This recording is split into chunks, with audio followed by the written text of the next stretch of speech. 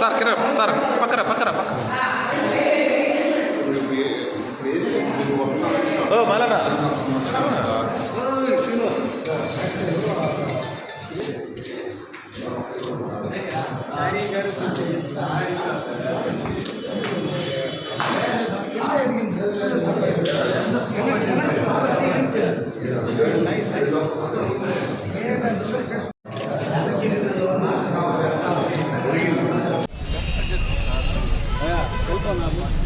రాత్రి కావలి నడిబొడ్డు బ్రిడ్జి సెంటర్లో కీర్తిశేషులు కలికి యానాదిరెడ్డి గారి విగ్రహం రాత్రి 12 నుంచి 1 గంట ప్రాంతంలో కూలిపోయినటువంటి సంఘటన జరిగింది.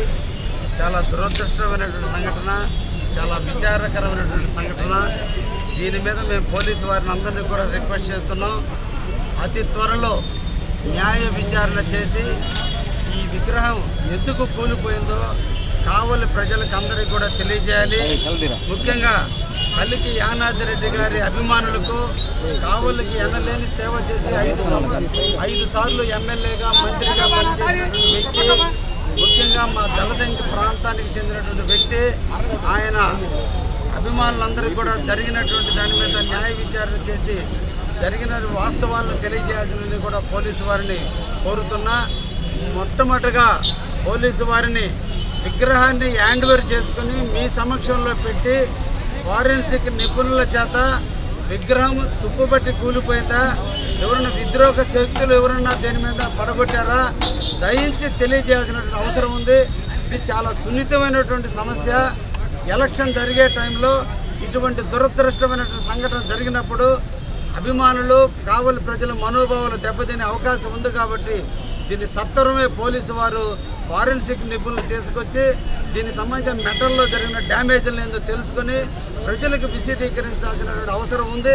అతి త్వరలోనే మే 5వ తేదీన ఆయన వర్ధంతి కూడా జరపాలి.